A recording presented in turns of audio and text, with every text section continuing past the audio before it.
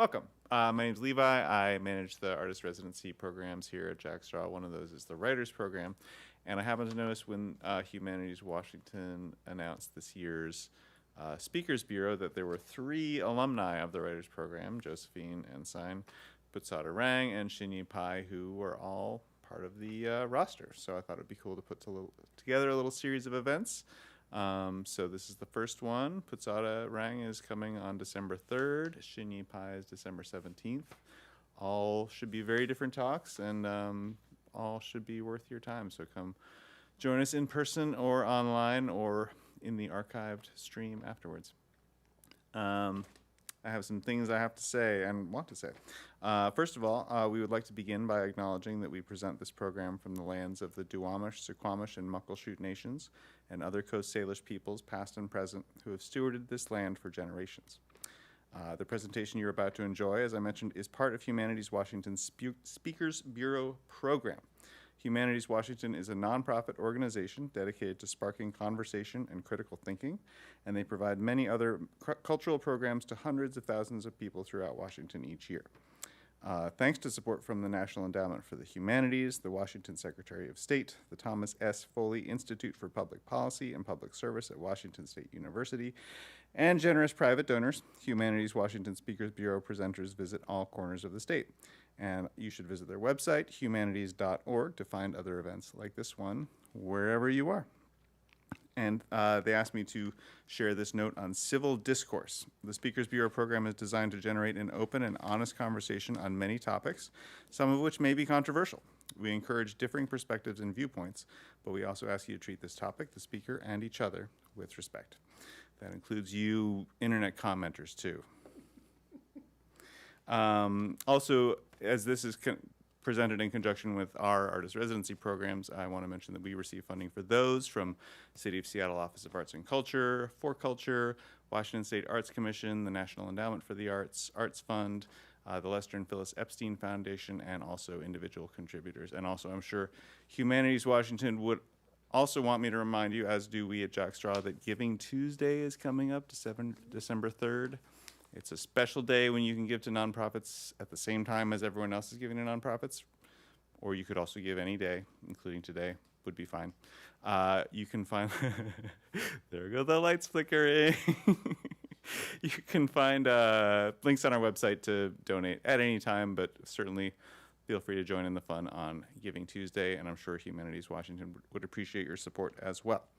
So, Josephine, old friend of ours at Jack Straw, is a professor at the University of Washington.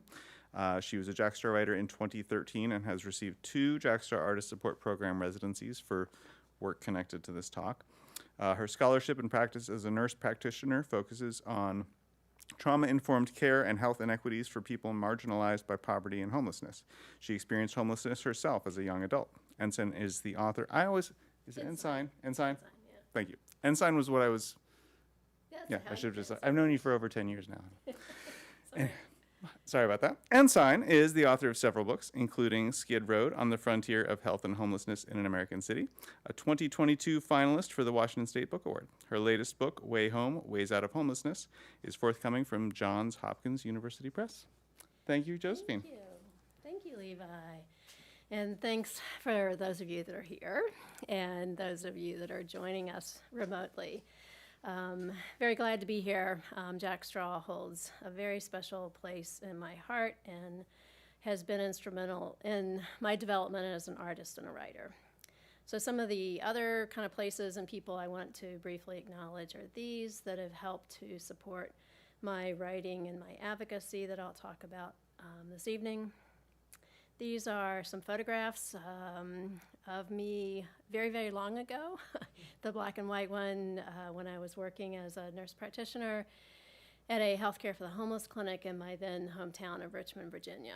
And this is me washing the feet of one of my patients who happened to be a returning Vietnam veteran with pretty serious PTSD. And then me on the right, pink shirt, a little bit more recent.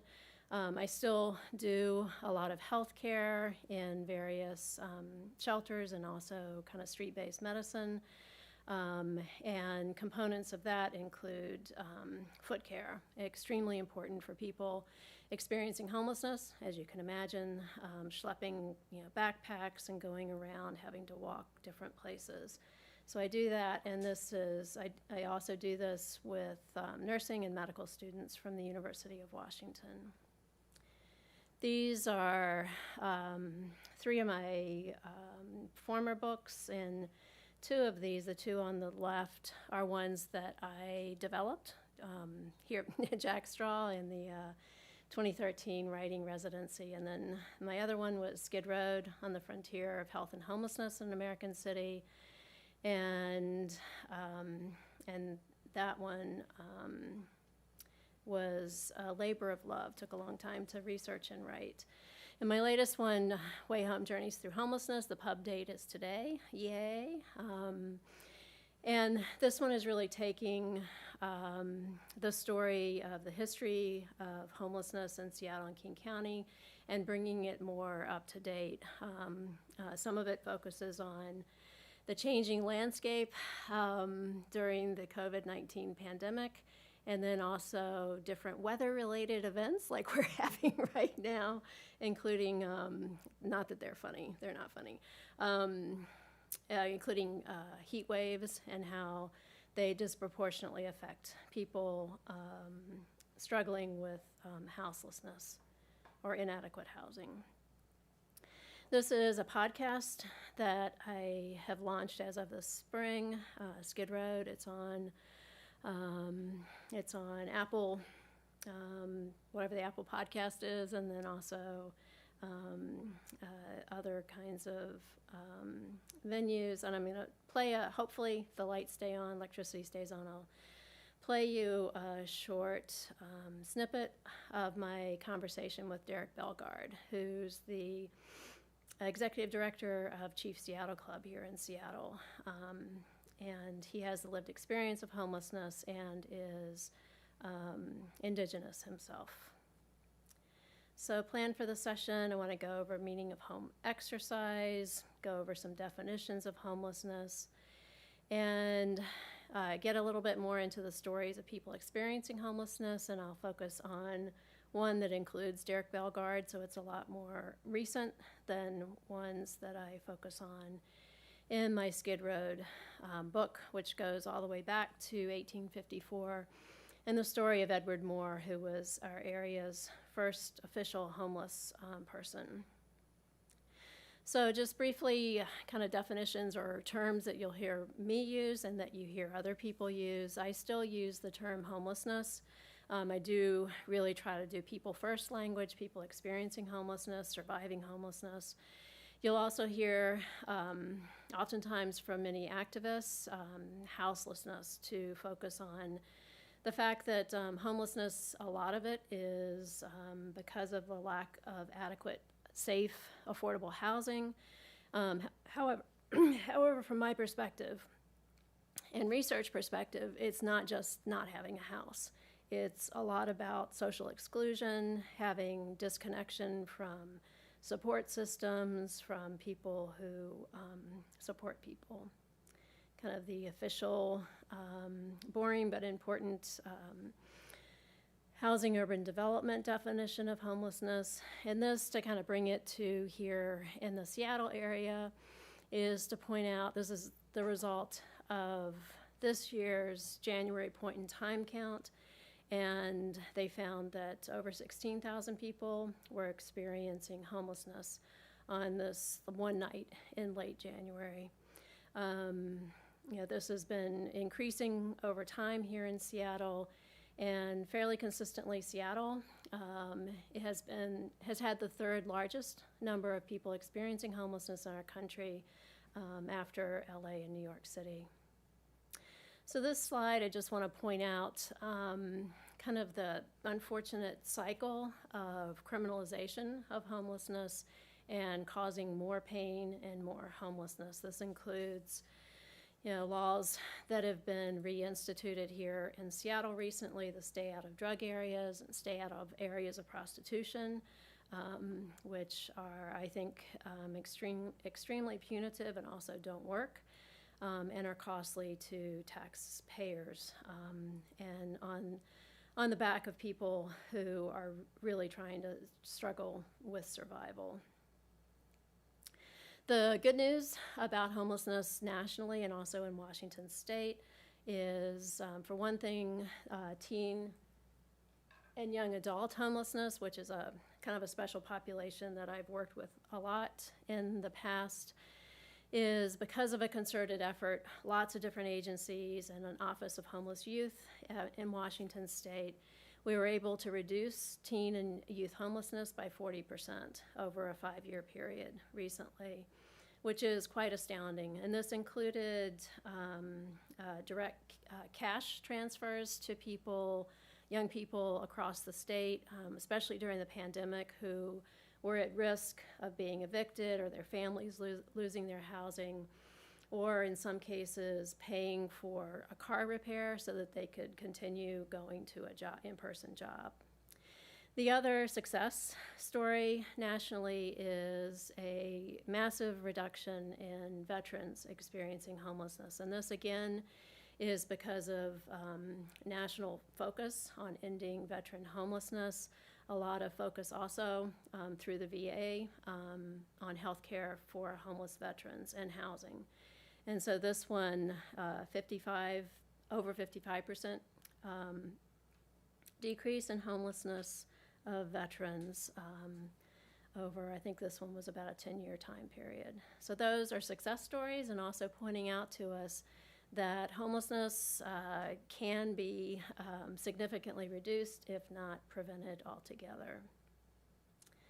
So health and homelessness, and this I come at it from a nurse and nurse practitioner, from research and public health, also from the lived experience, is to remember that poor health and trauma can contribute to homelessness, kind of at the individual level within larger structural issues, including racism, that homelessness complicates healthcare treatment and the recovery process, and poor health and trauma prolong homelessness. And then this one, again, just trauma and homelessness, is to remember that these are interrelated. Also to remember that trauma can be overcome. It doesn't mean that somebody is kind of dented for life, but it takes all of us to help get the resources that are appropriate for the person and access to those culturally congruent resources for them to overcome the trauma. And this, the one in the middle, I think, is quite astounding. The research really supports this, is that homelessness is a deeper trauma than active combat for U.S. veterans. So this one, as the lights flicker, I'm going to go over those kind of quickly so we can get to some other parts of it. But this one, for the meaning of home exercise, is to think about what home means to you, and to write out as many words as you can. Try to get at least 5 words, 5 to 10 words. I'll give you a minute for that, both here and for those of you following it at home. So anything related to home can be a person, a pet, an emotion, nouns, verbs, anything. And I expect my 2 granddaughters to be doing this. You can draw what home means to you.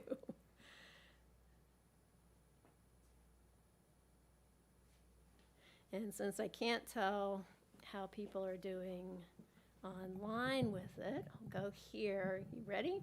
Okay. So, do I need to get closer? I see. So now what I want you to do with those words that you wrote out for the meaning of home is to circle the top 5 that are the most important to you. Pretend you have a backpack, and you're going out and you need to take these top 5 things with you that mean home to you. Got those? Okay. And also a little caveat here, I mean, this is a values clarification exercise. It's based on reality. However, any kind of simulation like this, it has to be with a caveat that it is not the real situation of homelessness, but just to get you thinking about home. So now imagine a series of unfortunate events, and with each event that I list off for you, you need to cross off one word or item on your list of the top 5. So the first one is you lose your job, or whoever is the breadwinner for your family unit loses their job. So you cross off one of them. Now you incur, or your family incurs major medical expense or debt. This is, in actual fact, a leading cause of homelessness in our country, something which is unheard of among our peer countries that have a real healthcare system. Okay, so you have 3. Next one is a fire, apartment fire, house fire, wildfire, very real. So now you have 2. Now an earthquake. So this gets harder, right? You have to cross off, so you only have 1 left. So you're left with one word or item that you carry with you into homelessness. Oftentimes, people who are experiencing homelessness don't even get to take this one item with them. This is a weaving of some of the words that people carried with them from some other meaning of home workshops that I've done. These are from some younger people and the words that they came up with. And the green one, a young woman, and reminding us all that, especially teenage years, where we have a lot of secrets, and then especially for instance, young people who are LGBTQ identified and needing to keep that a secret in unsupportive families or communities. These are some young men. They were students at the UW, and you can see that some of them missed their brothers, but now they're also happy about independence, and then also exhausting to go home. And this one, I like the juxtaposition because love is, for a lot of people, kind of part of the heart of the meaning of home.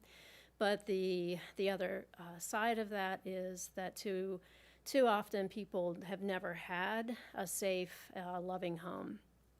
And there's been a lot of fear in the meaning of home. And so when you hear the rhetoric, you hear people say, well, we offered this person housing and they're refusing. You hear that a lot with the encampment sweeps rhetoric here in Seattle, as well as across the state and the country. In a lot of cases, it's because what we're offering people is not, for instance, they can't take their pets with them, who are family for them out on the streets or in encampments or in their vehicles, and also going to an actual apartment for the first time in a long time can bring up a lot of this fear that's very deep-rooted, the PTSD from that.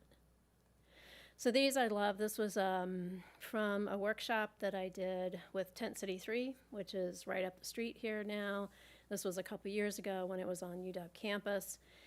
And Todd was a resident of Tent City 3. It's a sanctioned and consumer-led tent encampment for people otherwise living outside. My bulldog, my protector, chased away the pain, comfort in the rain. So what I usually get people to do is with their one word, you can try this if you want to, is to write a poem, an American sentence, which is an Americanized version of Japanese haiku. So it's writing out a sentence, using that word, and counting on your fingers to get 17 syllables if you want to do it.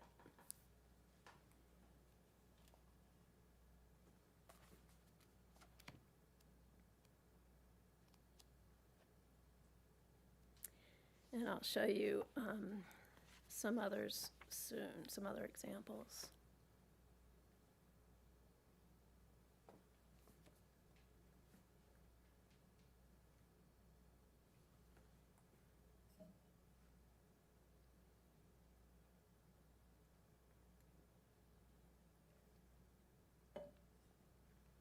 Yes, count on your fingers.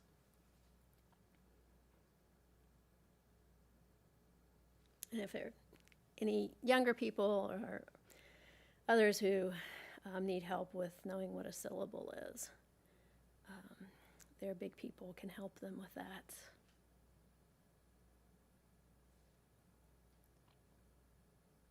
Got one? All right. Do you want to share it at all? You don't have to. You don't have to. Or what's your word if you'd rather just share the word? I can share both. My word is safe, and my poem is, I am in the world until I'm not safely tucked away in my home. Nice. So would that pick it up for the people online for the most part? You might want to repeat it. Yeah. Safe. And then go ahead, give me the first line again. I'm in the world until I'm not I'm in the world until I'm not safely tucked away in my home. safely tucked away in my home. That's beautiful. Thank you. Yeah. So I encourage you to potentially share these with loved ones, family members, etc., because it can kind of spur a deeper conversation with them or your friends, as well as talking about kind of the meaning of home and thinking about homelessness in a little bit different way. So these are these are American sentences from the Meaning of Home exercise that I did in a workshop with homeless teens and young adults in the U District, and is taken from the School of Social Work just up the street here. So I'll read you what some of these say. The dog is snoring, covered in her blanket, warmed by the group's campfire. And another one, where you shed your travel pack, where you wash your socks and underwear. And the last one, chicken mole boils on the stove. Starlight comes through the window. And then some others, kind of a crowd pleaser here is the tuna one, again from a man who's living in Tent City 3. Tuna came one day, scratched at our door, begged for food, and never went away. Home is where the cat is. And he drew tuna. And then another one, safety and trust are important for other people. So this one photograph is of public art down in Pioneer Square, and poetry, Chief Seattle, now the streets are our home, and a reminder that homelessness is not an equal opportunity situation. Yes, anybody, no matter what situation, race, ethnicity, etc., can become homeless, but it's much more likely to happen to people who are, for instance, exiting foster care, different systems, or exiting prisons or jails, and then also a really large overrepresentation of people, especially indigenous people in our city, and also blacks and other people who have other identities. For instance, in Seattle, currently 1% of our population identifies as indigenous of some sort, whereas 15% of people who are homeless identify as indigenous, and a whopping 32% of people who are chronically homeless, really like an extended kind of entrenched homelessness, homeless for at least 3 years, etc., are indigenous. They're the most overrepresented group of people. And here is where I'd love to do maybe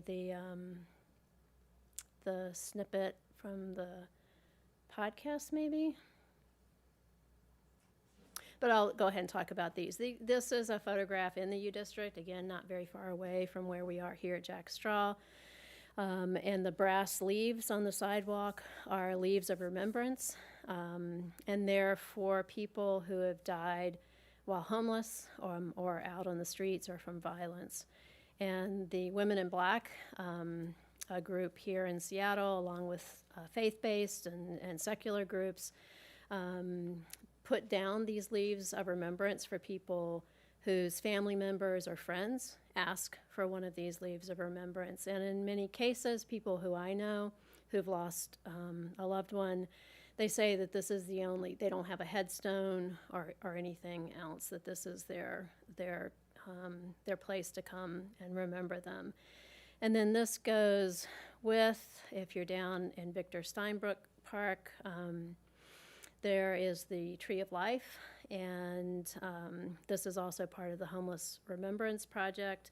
They are online as well, and besides the leaves of remembrance and underneath the pigeons, the cutouts are the leaves, the bronze leaves that then they scatter on sidewalks kind of throughout Seattle in a place that was meaningful to the person who died.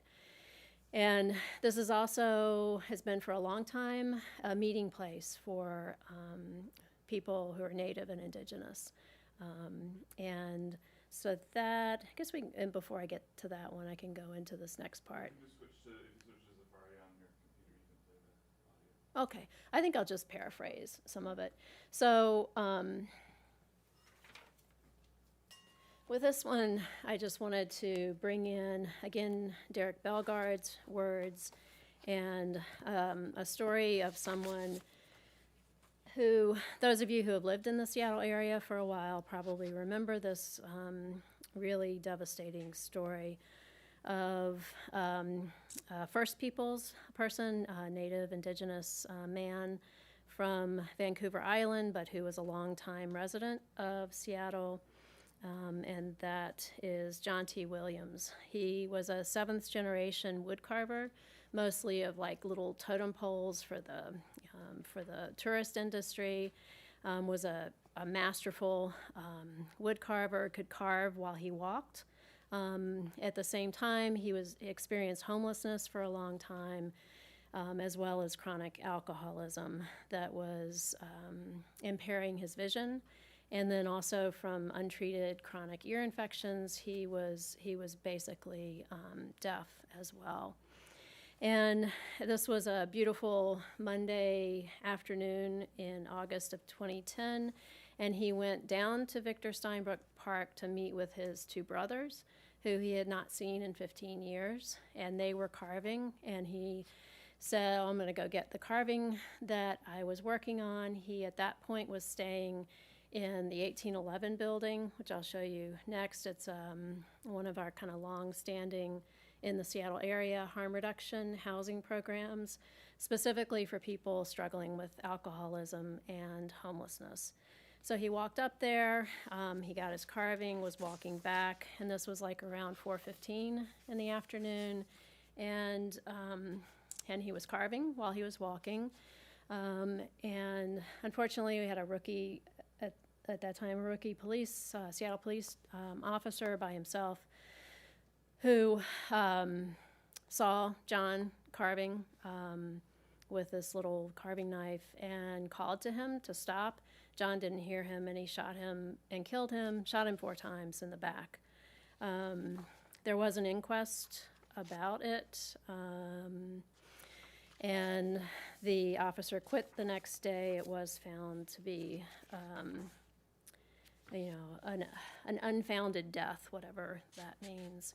And it caused, a lot of stirring in the whole community in Seattle, especially the Indigenous community, and inquests and other kinds of investigations of the police.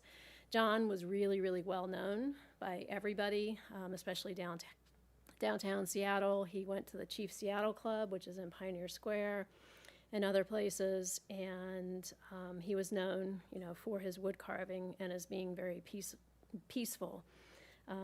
He was not threatening anybody with the knife.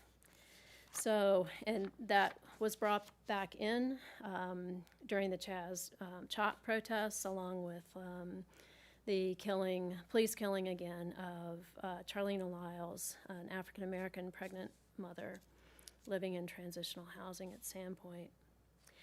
But since I don't have John's own words, he didn't write a whole lot, and in the book that I'll read to you from that just came out today, I really try hard to tell stories from people's perspectives in their own words as much as possible.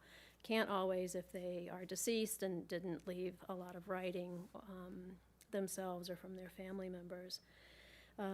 But my oral history interview, which I did here at Jack Straw, with Derek Bellegarde, now the executive director, Chief Seattle Club, experienced homelessness for about 15 years, also alcohol and drug use. And he was able to get out of that with the help of the Chief Seattle Club. He went to culturally congruent treatment for about 7 or 8 months, went on what he calls the Red Path, and then began work, got some degrees, and then started working at the Chief Seattle Club. So I'll read the last part of this chapter, Displaced, that has the story of John T. Williams, and then Bellegarde at the end. For years before he began working at the Chief Seattle Club, Bellegarde's oldest son was with him, including when Bellegarde was still in active addiction. Bellegarde relates how he then saw his son spiraling to homelessness and addiction as a young adult. Of this, Bellegarde says, seeing him and realizing that, and when I did the treatment, I started learning about things, about trauma, about generational trauma. All that really opened up my eyes, seeing a lot of me in him, seeing how it's passed down, things that I never worked through passed down. He adds, a lot of what I do think about him a lot. It also keeps me compassionate. I think it also helps me with not being judgmental, to understand those types of things, like where he was. He didn't have a father all his life because I was an active alcoholic. I was that way. We could go back all the way to Bellegarde's voice trails off as he seemingly recalls his family's history and the long history of displacement and other racist treatment of indigenous people in the United States. Bellegarde uses his lived experience, education, program planning experience, direct service experience, and position as executive director of a robust and growing Native-led organization to maintain current programs and plan and implement new ones. For the past decade, the Chief Seattle Club has had a Housing First team focused on rapid rehousing and placements in existing permanent supportive housing units, such as the 1811 East Lake placement for John T. Williams. Bellegarde says, what we found was a lot of recidivism, very hard just to get our community housed. Also, when you're dealing with that and you're only 1% of the general overall population in the entire region, and you're placing a person over in this building, in this neighborhood, and another person in a different neighborhood, you're taking them away from their community. He adds, we always knew we needed to have our own native housing to keep our community together. We can actually begin strengthening and reviving our community in a good way. Learning and applying lessons from the lives and deaths of people like John T. Williams and empowering people like Derek Bellegarde, who can apply knowledge gained through the lived experience of homelessness to create innovative programs, help bring us closer to compassionate and effective solutions to our homelessness problem. And the good news is, as I was interviewing Derek a couple of years ago for this and writing this book, during the pandemic even, got delayed some, but Chief Seattle Club was able to build and open up an 80-unit permanent supportive housing unit that is right next to the Chief Seattle Club in Pioneer Square, the day center, and it has the Indian Health Service, culturally congruent healthcare, located in the first floor, and gives priority to people who are experiencing homelessness who are also indigenous, but not only, also Vietnam vets and others. It's called the Al House, and it is a beautiful building with lovely artwork outside of it. So just kind of closing on what we know works besides, what I showed you earlier in the talk of, the success rates for reducing significantly, preventing teen and youth homelessness, and then also reducing veteran homelessness. So these are some evidence-based interventions. Housing First, this is a photograph of the 1811 building. It was very, very controversial when it first opened.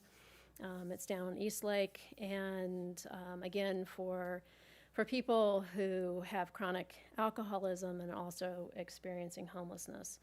Harm reduction, Housing First is not without its difficulties. You have to have really robust support services. They have medical care on site through Harborview Medical Center, et cetera. And the people who stay there usually reduce their alcohol intake, if not completely stop. The other thing I meant to point out is that homelessness is deadly, that the average life expectancy for someone experiencing homelessness in our country is 51 years, compared to 78 years for our overall population. So from my perspective as a nurse, et cetera, that someone having a good death, being able to live as long and as healthy as they can, and housed and getting support services is hugely important. There's also a real need for very recognized and increasing number of sober supportive housing for people who, like Derek, was able to go through treatment and get sober, and so having housing for people who want that and not to be around a lot of alcohol and drug use. Also peer outreach, people with lived experience. In the UK, they call them experts by experience, which I like. And this includes a lot of, in Seattle area, some amazing outreach teams that we have, like through the Evergreen Treatment Services, and then also through U Heights. It's a community center just a little bit north of here, and they have a north and a south vehicle residency outreach team that goes out. My nurses go with them and learn a lot and provide some kind of street level basic nursing care. And harm reduction, and again, our city is doing a lot better job at having distribution of Narcan, having kind of low barrier treatment services, and also buprenorphine for people who want that. So the good news is that this year, the number of deaths of people experiencing homelessness in Seattle is going down a bit. The previous year, it was 410 total deaths, and this year so far, it's about 230, which is still way too many, but it is going down, and a lot of people attribute much of that to a real focus on funding and support and harm reduction services here, which is not the case in a lot of other places throughout Washington State, much less the rest of the country. So people ask me a lot of times, well, what can I do? And the main thing that I would say, and that a lot of people have experienced homelessness say, is at least respond with a smile and a kind word, even if it's no sorry when somebody asks you for money. The worst thing, and this is borne out in psychological research for anybody, not just somebody experiencing homelessness, is that the worst psychological damage comes from being ostracized, from not being recognized as a person, of how dehumanizing that is, that you're invisible or you're trash. That's even worse than calling somebody a name. Please don't call them names either. And supporting anti-poverty newspapers like Real Change, going through some interesting kind of changes there.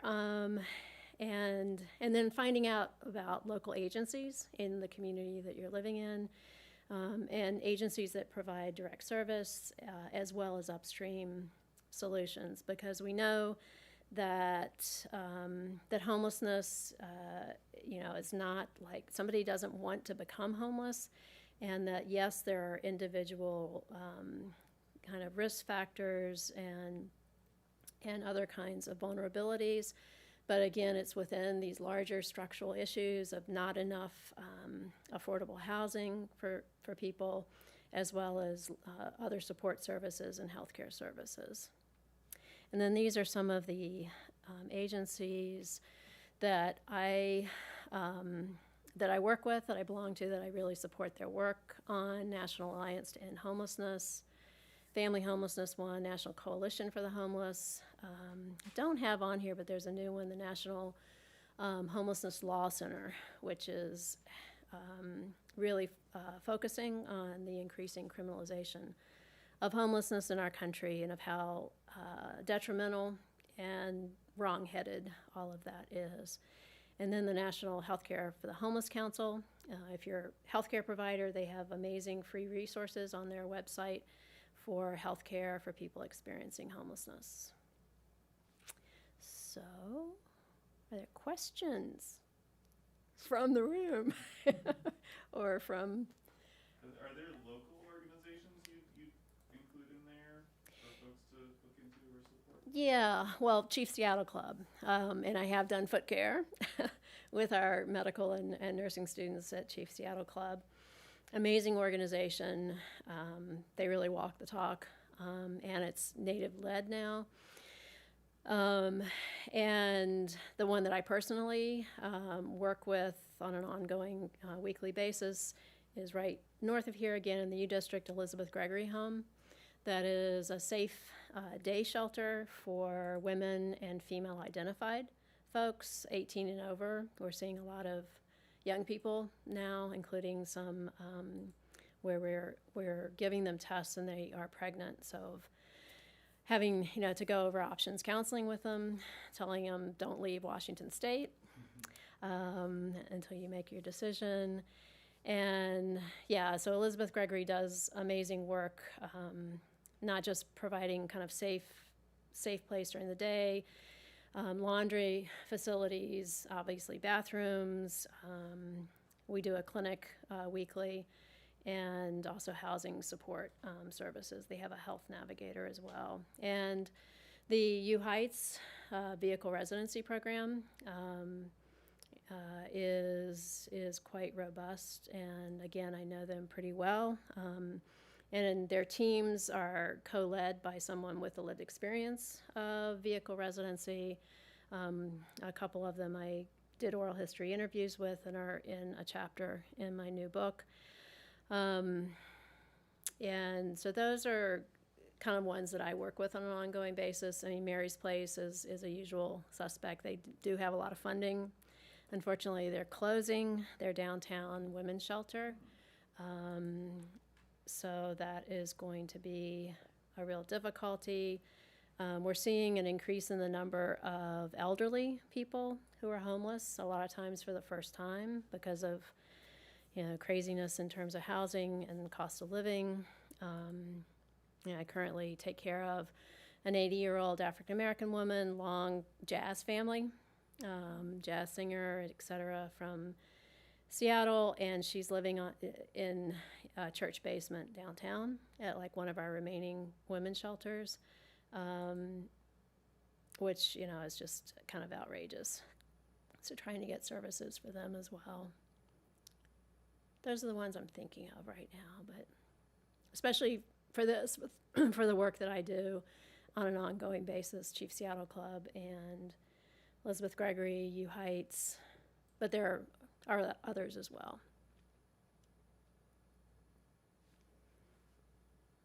Questions, or any questions at all from anybody online? You can also feel free to reach out to me. I am fairly easily found. You can email me, reach out to me if you have questions or other kinds of resources you'd like to share. And we'll put a plug in for Town Hall. We were talking about great resources that are either free or low cost, and especially for students. They have a student discount. I have an upcoming event on my Way Home book at Town Hall Seattle on December 11th, and then I'll also be having an event at Elliott Bay Book Company in January, and some other events as well. And other events for Humanities Washington. It's been quite a blast. Yeah, I've been in prisons, Coyote Ridge. I've been out to Asotin. Asotin, do you know where it is? No. Asotin is way out, kind of on the border between Idaho and Oregon and Washington, a little tiny town. Had not realized, again, thinking through this, they have a lot of homelessness there, for the size of their town, a lot of vehicle residents. And they have to also deal with crossed state line issues, jurisdictions, which I had not thought about, living and working here in Seattle, Ellensburg and other places. And, for the vast majority of cases, people are compassionate. They really do want to help. Homelessness is obviously a highly politicized topic. So I enjoy facilitating discussions that are civil and helping people work through some of the local issues that are happening to them. Yes? For the people experiencing homelessness in a place that seems kind of in the middle of nowhere like that, are there people that grew up in that city or town, or people moving there? That's a really good question. So it's, especially kind of in outlying areas, or even here in Seattle, are people from there? This goes back to, again, English poor laws, the warning out, you're not from here, you have to leave. And for instance, I did one of these workshops last week out in Silverdale in the Kitsap Peninsula, and the statistics that they have from their county, included in the point-in-time count that they do, is that over 85% of the people experiencing homelessness last January, who they included in the count, were from Kitsap County. And then a lot of the others were from Washington State, and a minuscule amount that were from other places. So, and that bears out here in Seattle and King County. Typically, over 80% of people experiencing homelessness in our area first became homeless somewhere in Washington State. They didn't, but there are cases, and I've worked with a lot of people in homelessness who moved here from Mississippi, Alabama, other places with the promise of a job. And that fell through, and they have no family supports here. They end up homeless. So it does happen that people are from other places, but from my perspective, they're all our neighbors, and we should take care of everybody. Yeah, that's a good question. That comes up a lot. Yeah. Other questions? Yeah. The lights stayed on. Yay. Thanks for being here. Yeah, thanks for having me. Thanks, Appreciate Humanities it. Washington.